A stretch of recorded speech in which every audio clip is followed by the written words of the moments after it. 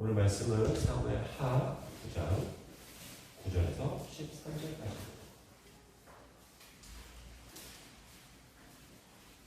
사무엘 하 9장 9절에서 13절까지입니다. 제가 읽어드리겠습니다. 왕이 사울의 시종 시바를 불러 그에게 이르되 사울과 그의 온 집에 속한 것은 내게 다 내 주인의 아들에게 주었노니 너와 내 아들들과 내 종들은 그를 위하여 땅을 갈고 거두어 내 주인의 아들에게 양식을 내주어 먹게 하라.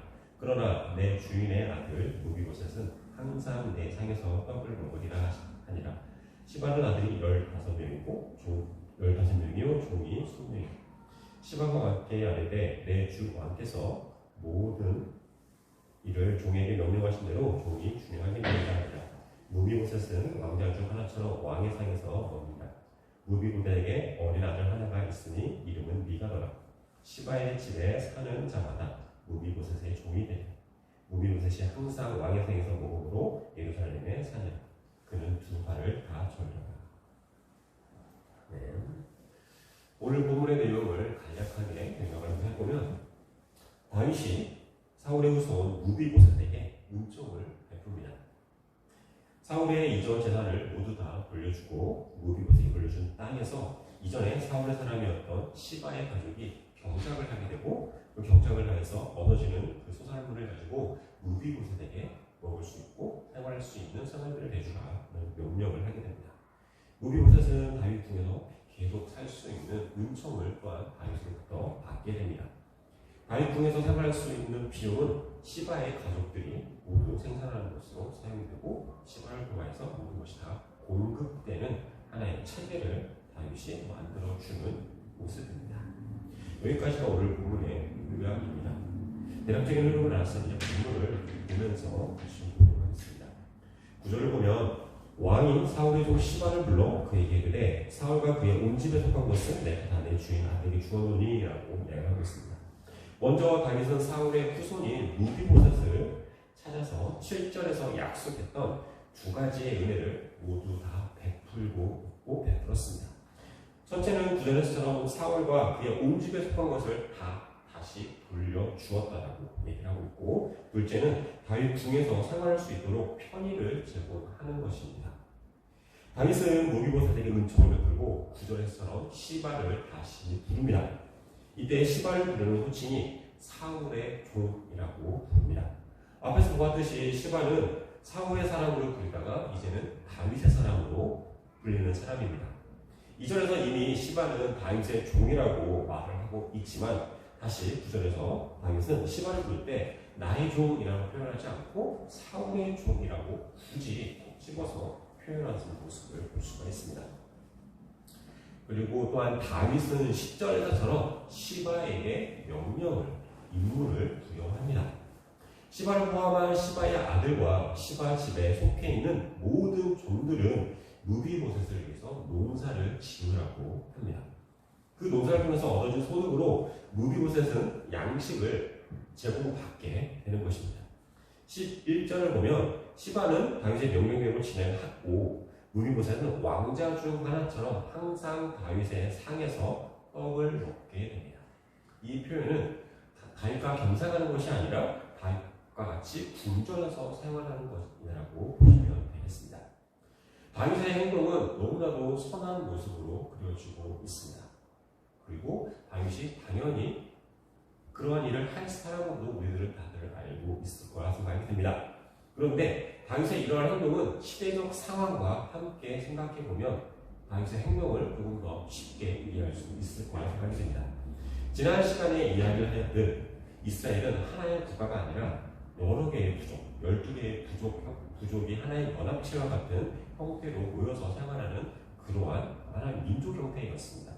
국가가 결국 아니었던 것이죠. 그러다 보니 이스라엘은 주변 국가들로부터 위협에 항상 노출되어 있을 수밖에 없었습니다. 다른 강대국에서는 정식으로 훈련받는 군인들이 있었습니다. 반면 이스라엘은 정식으로 훈련받는 군인이 없었습니다. 그렇다 보니 전쟁의 패배는 당연히 이스라엘의 몫이었습니다. 그런데 우리가 잘 알고 있듯이 성경에는 이스라엘이 많이 승리하는 장면들이 많이 그려지고 있습니다. 이렇게 승리할 수 있었던 건 이스라엘의 군사력이 튼튼하였거나 이스라엘에 뛰어난 지도자가 있었기 때문이 아니라 전적으로 하나님의 도우심이 있었기 때문에 이들은 승리를 할 수 있었고 그들의 삶을 계속 유지해 나갈 수 있었던 것입니다. 이것을 쉽게 두 자로 얘기하면 기적입니다. 하나님의 도우심이 없었다면 진작에 없어질 수도 있었던 그러한 민족이었는데 하나님께서 함께 하시고 하나님께서 도와주심으로 인하여 이 민족은 계속 생명을 유지하면서 살아가고 있는 것입니다. 그렇기에 하나님께서 위대하신 분이시라는 것을 알 수 있게 됩니다.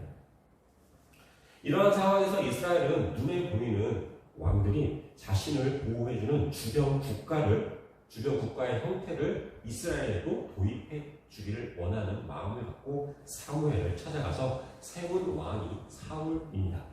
그런데 지난 시간에 말씀드렸던 것처럼 멜렉 사울은 하나님의 말씀에 합당한 자가 아니었습니다. 사람들의 요구로 인하여 세워진 왕이고 사울이라는 뜻도 요구라는 의미입니다. 결국 사람들에 의해서 세워졌던 이 사울은 결국 실패하는 왕으로 전락하게 되었고 하나님의 합당한 나기드 다윗이 새로이 등장을 하는 시기를 맞이하게 됩니다. 그 시기가 바로 본문의 시기가 되는 것이죠. 다윗은 하나님의 마음에 합당한 자입니다. 그리고 하나님의 계획으로 이스라엘의 왕이 된 사람입니다. 다윗에게는 하나님의 백성을 돌보며 하나님의 백성을 하나님 곁으로 인도하는 역할까지 해야 하는 임무가 주어지는 것입니다. 이와 같은 왕의 형태는 기존에 전혀 없었던 왕의 형태입니다. 전혀 없었던 왕의 형태이기 때문에 새로운 왕의 모델이 제시가 되는 거고 그 모델이 바로 다윗이 되는 것입니다. 그렇게 다윗이 하는 것은 모든 게 새로울 수밖에 없고 모든 것이 처음이기에 어려운 일들의 연속일 수밖에 없을 것입니다. 하나님과의 관계도 중요하고 이 나라를 유지하기 위하여 다윗 왕을 중심으로 운영되는 강력한 왕 집권화된 국가가 반드시 필요했던 것입니다. 다른 나라들은 왕을 중심으로 모이면 그걸로 끝이 나왔지만 이스라엘이라는 나라는 왕을 중심으로 모이되 하나님의 백성이기에 이들이 왕을 바라보면서 살아가는 것이 아니라 하나님을 바라보면서 살아가야 합니다. 그리고 그 일을 왕이 해야 합니다. 그전에는 제사장이 그 역할을 하였고 때로는 사사들이 그 역할도 하였고 때로는 선지자를 통하여서 하나님의 말씀 통하여서 사무엘과 같은 선지자를 통하여서 그 일을 감당하였지만 이제는 왕인 다윗이 그 역할을 해야 하는 위치에 있게 되는 것입니다. 그렇다 보니 강력한 왕권 중심적인 국가가 건설되어야 하는 건 너무나도 당연한 것입니다. 그러다 보니까 사무엘 하에서는 다윗을 중심으로 국가를 만들어가고 하나로 통합해가는 과정이 너무나도 많이 그려지고 보여지고 있습니다. 새로운 국가를 만들어야 하는 기존에 없었던 그리고 어떤 걸 참조할 수도 없었던 그러한 국가를 만들어가는 과정이 그려지고 있는 것입니다. 다윗이 무비보셋에게 베푼 은총을 다시 한번 생각해 봤으면 좋겠습니다. 다윗이 무비보셋에 베푼 첫 번째 은총은 사울의 재산을 그에게 다시 돌려주는 것입니다. 이것은 다윗이 모든 것을 갖고 있는 상황에서 사울의 후손에게 다시 돌려주는 것 같은 참 아름다운 모습인 것처럼 보이지만 조금 특이한 부분이, 조금 의문이 드는 부분이 있습니다. 하나님께서는 이스라엘 백성들에게 땅 거래하는 걸 극히 제한하셨습니다. 아예 안 됐다고 하진 않으셨고 그 땅 거래하는 것을 좀 많이 복잡하게 만들어 주셨습니다. 가깝게 내용을 보면 룻기 4장을 보면 룻의 시어머니죠. 시어머니 나오미가 땅을 팔려고 내놓습니다. 땅을 팔려고 내놓는데 절차가 많이 어려워서 그 복잡한 절차를 통과해서 룻은 결국 보아스와 결혼할 수 있게 됩니다. 보아스가 바로 룻과 결혼을 하고 싶었으나 그것이 율법에 의해서 바로 허락되지 않았기에 율법 절차를 따르는 절차를 침해가지고 그렇게 해서 결혼할 수 있는 상황이 만들어졌고 또 열왕기상 21절을 보면 아합 왕 때 나봇의 포도원이 있습니다. 나봇의 포도원이 있는데 나봇의 포도원이 성과 가까이 있고 너무나 보기 좋아서 아합 왕은 그 포도원을 사겠다라고 이야기를 합니다. 그런데 그 땅을 가지고 나봇은 그 땅을 팔지 않겠다라고 이야기합니다. 죄송합니다. 왕의 명령을 그 자리에서 바로 거절을 해버립니다. 그러면서 하는 말이 내가 내 조상으로부터 물려받은 이 땅을 거래를 한다는 건 하나님께서 금지하시는 겁니다 라고 이야기하면서 그것을 거절을 하는 것입니다. 비록 몰락한 왕이라 할지라도 같은 이스라엘 사람인 사울의 땅이 어떻게 해서 다윗의 것이 되었는지는 의문입니다. 성경에서 뭐라 이야기하고 있지 않기에 정확하게 알 수는 없지만 그 자체가 의문을 가질 수 있는 일입니다. 상황이 어찌 되었든지 지금 다윗은 그것을 갖고 있다고 얘기하고 있고 다윗은 무비보셋에게 사울의 재산을 돌려주고 있습니다. 그런데 무비보셋이 받은 재산은 과거 사울의 것이었기 때문에 지금은 당연히 무비보셋의 소유이어야만 하는 것입니다. 다윗의 은총이라고 이야기하는 것은 결국 내 것을 뺏어갔다가 내가 너에게 은혜를 베풀고 내가 너에게 큰 은혜를 베풀고 있는 거니까 이 땅 가져가 라고 이야기하는 것과 똑같은 것이죠. 이게 은총이라고 얘기할 수도 있을지 모르겠지만 또 다시 생각하면 은총이 아닌 거 당연한 걸 가지고 생생낸다라고 볼 수도 있는 행동일 것입니다. 그리고 다윗이 베푸는 두 번째 은총은 무비보셋을 궁전에서 왕자처럼 생활하게 하는 것입니다. 사울의 후손이 더 있을 수도 있습니다.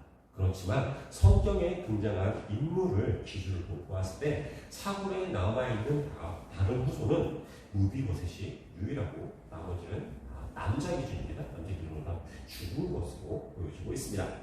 그렇다면 이제 남아있는 사울의 후손은 다리를 절고 있고 운전하지 못한 무비보셋이 유일한 사람입니다. 그런데 12절을 보면 무비보셋에게 미가라는 아들이 한 명 있다는 걸 볼 수가 있습니다. 다윗의 입장에서 보면 언제 반란을 일으킬지 모르는 세력을 가장 가까운 데서 감시할 수 있는 기회가 열린 것입니다. 이러한 관점에서 시바라는 인물을 보면 이 관점이 더 설득력을 얻게 됩니다. 시바는 9장 2절에서 첫 등장을 합니다. 이때 시바의 호칭은 사울의 종입니다. 즉 사울의 사람이죠. 그런데 다윗 앞에 나와 시바는 2절에서처럼 다윗의 종이라고 이야기를 합니다. 그리고 9절에서도 다윗이 너는 사울의 시종이야 라고 얘기하는데 11절에서 다시 시바는 나는 다윗의 종입니다 라고 재차 반복하면서 강조하는 모습을 볼 수가 있게 됩니다.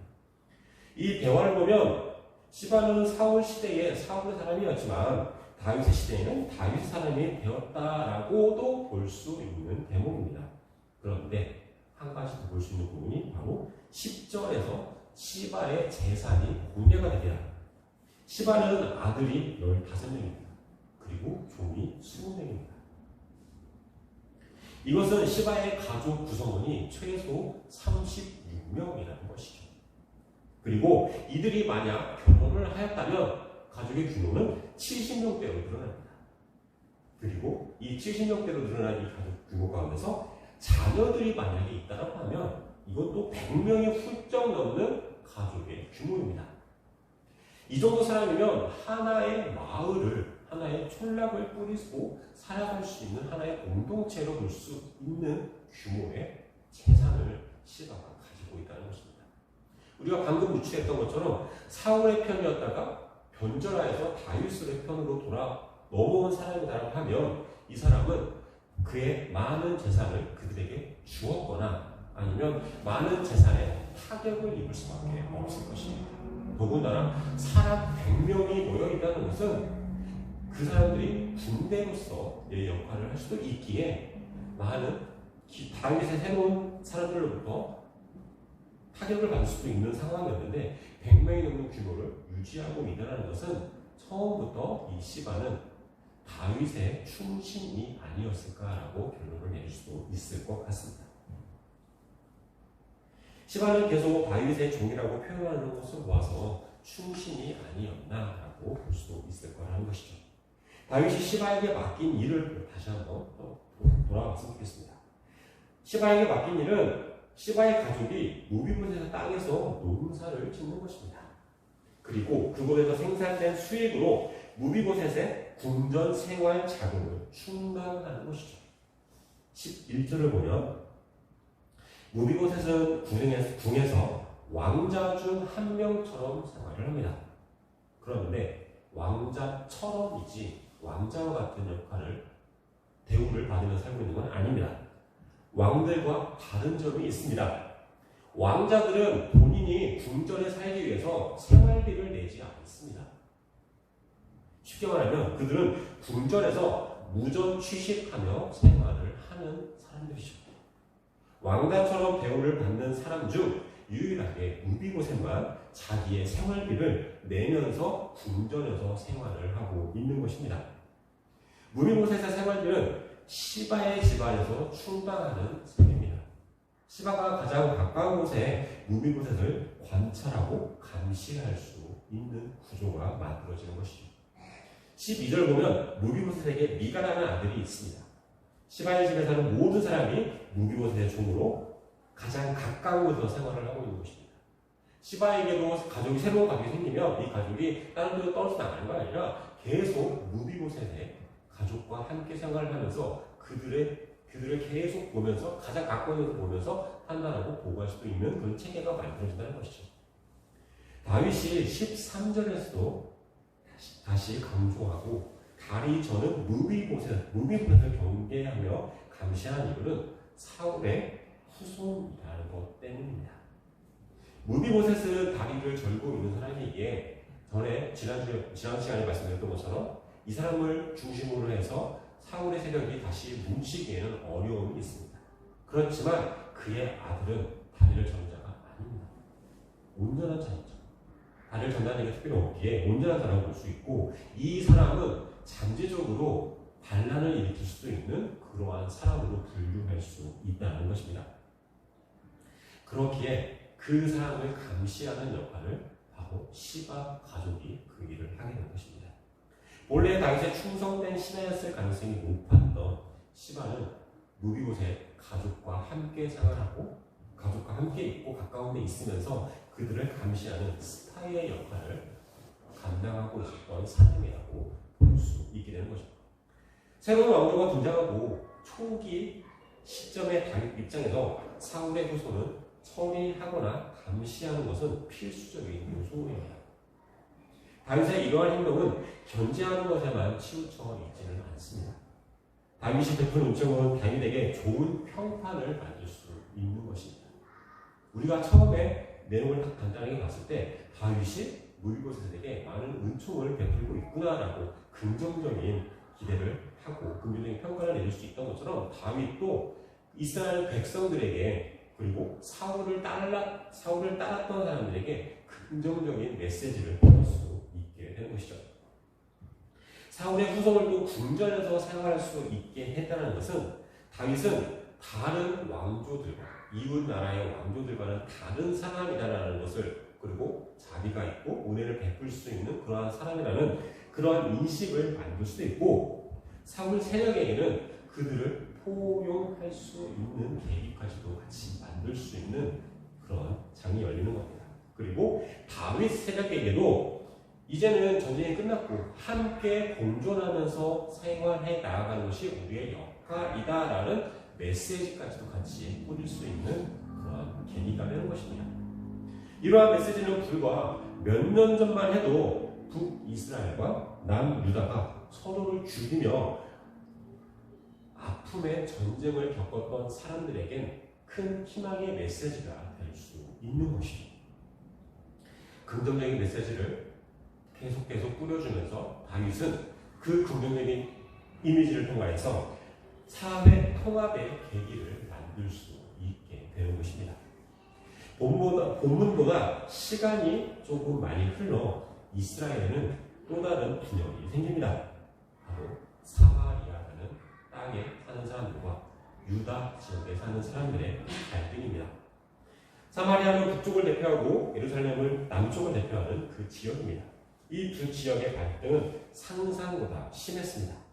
유대인들은 사마리아 땅을 밟는 것조차 부정하다고 생각하였고 유대 땅에 사마리아인들이 와서 음식을 먹거나 만지는 것들에 대한 것도 다 부정하다고 생각하면서 서로가 서로를 경계하고 정말로 서로를 경계하는 모습이 너무나도 날카로웠던 그런 시대가 있습니다. 요한복음 4장 9절에서도 유대인이 사마리아인을 상종하지 않는다라고 적혀 있을 정도로 이들의 갈등은 심했습니다. 이스라엘에서 두 지역의 갈등은 너무나도 심했던 그 시기에 예수님께서는 사마리아 땅을 찾아가십니다. 그리고 그곳에서 한 여인과의 만남을 통해 더 많은 사람에게 복음을 전하셨습니다. 유대인의 입장에서 예수님께서 사마리아 땅에 가셨다는 것만으로도 문제를 삼을 수 있는 결정적인 행동으로 볼 수 있습니다. 그리고 또한 사마리아인 입장에서도 예수님의 방문은 그리 반갑지 않은 방문입니다. 많은 무시와 괄시를 당하는 그러한 사람이 우리 땅에 와서 무엇을 할까 하면서 부정적인 이미지를 풍길 수 있는 예수님의 발걸음이었던 것이죠. 그러나 예수님께서는 복음을 전하기 위하여 사마리아 땅을 찾아가셨습니다. 예수님의 이러한 발걸음은 하나 된 하나님 나라의 초석이 될 수 있는 계기가 되는 것입니다. 하나님께서 세상의 모든 것을 창조하셨습니다. 그렇지만 하나님은 세상 모든 사람들의, 세상 모든 민족의 하나님이 결코 아니었고 이스라엘만의 하나님이셨습니다. 그래서 이스라엘은 다른 지역의 사람들과 계속 갈등을 겪을 수밖에 없었고 그 갈등을 통해서 이들은 많은 피해를 볼 수도 있었고 때로는 우위를 정하는 경우도 있었겠죠. 이런 갈등을 겪을 수밖에 없었는데 예수님께서 이 땅에 오시는 계기가 마련되었고 예수님께서 이 땅에 오셨습니다. 이 땅에 오신 예수님을 통하여서 하나님 나라라는 개념이 성립이 되었고 하나님 나라를 통하여서 유대인과 사마리아인의 통합의 장이 열리게 되었습니다. 하나로 통합이 되는 계기가 마련이 되었습니다. 그리고 여기서 멈추는 것이 아니라 세상 모든 사람들이 하나님 나라로 통합될 수 있는 기회를 만들어 주셨습니다. 그렇기 때문에 우리들이 지금 유대인과 전혀 관련 없는 이스라엘 백성과 전혀 관련 없는 이 배달민족이라고 하는 이 지역에 사는 사람들이 저희들이 하나님을 알고 하나님을 믿고 하나님으로부터 많은 은혜를 받으면서 살아갈 수 있는 계기가 만들어진 것이죠. 하나님을 믿는 것은 유대인들만의 특권이었습니다. 지금은 예수 그리스도의 수고와 헌신으로 유대인과 전혀 관련 없는 우리들도 그 특권을 누리고 살아가고 있습니다. 우리들은 그 특권을 누리겠다고 고백하고 지금 이곳에서 우리는 하나님께 예배드릴 수 있는 것입니다. 세상 모든 사람들에게 특권이 주어졌습니다. 그렇지만 그 특권을 모두 다 누리는 것은 아닙니다. 하나님의 사랑을 받아들이고 예수 그리스도의 죽으심과 예수 그리스도의 부활하심 그러한 것들을 다 믿는 자들만이 이러한 특권을 누리면서 살아가고 있는 것이죠. 이것은 예수님께서 하나님 마음에 온전히 합당한 자의 삶을 사셨다는 것을 우리에게 알려주는 대목입니다. 다윗은 무비보셋에게 은총을 베푸는 선을 행했습니다. 그러나 이러한 다윗의 행동은 선행을 행하기 위함도 있었지만 견제 세력에 대한 감시, 목적, 그리고 사회 통합을 위한 목적도 함께 가지고 있는 그렇게 평가될 수 있고 그렇게 가질 수 있는 행동입니다. 그런데 이것을 다윗이 이 일을 하는 것은 요나단과의 언약이 있었기 때문이다라고 이야기를 하고 이런 일들을 진행하고 있습니다. 세상은 언제나 교회가 하는 일에 대하여서 그 도리를 의심하거나 그 가치를 평가하기를 원하고 있습니다. 그들의 생각이 틀렸다고 장담할 수는 없을 것입니다. 우리들도 어떠한 일을 할 때, 하나님의 일을 한다고 할 때, 우리들의 욕심이 그 안에 조금이나마 포함되어 있기 때문에 그들의 말이 100% 틀렸다고 얘기할 수는 없지만, 그렇지만 우리가 그 일을 하는 결정적인 이유는 하나님의 명령이 있고, 하나님의 나라를 더욱더 확장시켜 나가기 위한 마음이 있기에 우리는 그러한 일을 하는 것입니다. 그리고 우리가 이 일을 어떠한 일을 하든지 하느님의 일을 한다고 얘기할 때 항상 우리가 마음에 가지고 있어야 하는 것은 사람들의 생각과 하나님의 생각은 판단 기준이 결코 같지 않다는 것입니다. 하나님의 판단 기준이 우리에겐 절대적으로 필요한 것이고 절대적으로 옳은 것입니다. 사람들의 판단 기준이 중요한 것이 아니라 하나님의 판단 기준이 무엇인지 하나님의 마음을 알아가는 것이 우리에게 무엇보다 중요한 것이죠. 본문에서 다윗의 행동이 너무 정치적으로 치우쳐 있다고 해서 실망하였을까요? 다윗의 모습이 참 실망적으로 보였을 수도 있을 것입니다. 그러나 다윗의 이러한 행동은 다양한 생각과 다양한 결과를 가져올 수 있는 행동들이었습니다. 그러나 하나님께서 생각하시는 다윗에 대한 기준은 명확합니다. 다윗은 하나님 마음에 합당한 자입니다. 지금 우리가 필요한 것, 우리에게 필요한 것은 우리들의 행동이, 우리들이 하고 있는 많은 일들이 하나님 마음에 합당한 것인지 합당하지 않은 것인지 판단하고 생각하고 그 기준을 정해야만 하는 것입니다. 만약 하나님의 마음에 합당하지 않는 행동이라면 어떠한 큰 이득이 있다 할지라도 그걸 멈출 수 있는 용기가 우리에게 필요합니다.